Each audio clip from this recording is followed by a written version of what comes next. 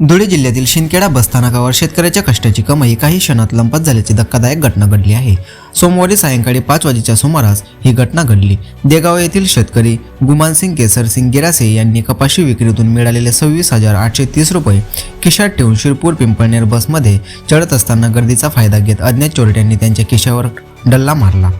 बसमध्ये चढल्यानंतर पैसे चोरीला गेल्याचे लक्षात येताच गिरासे यांनी आक्रोश केला।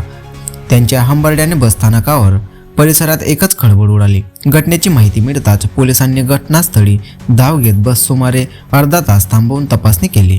सीसीटीव्ही फुटेजमध्ये 2 संशयित महिला 2 लहान मुलांसह गिरासे यांच्या मार्गावर असल्याचे दिसून आले आहे।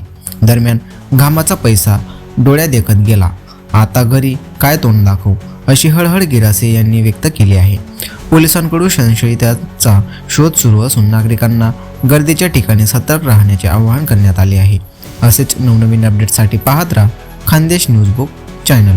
लाईक करा, शेअर करा।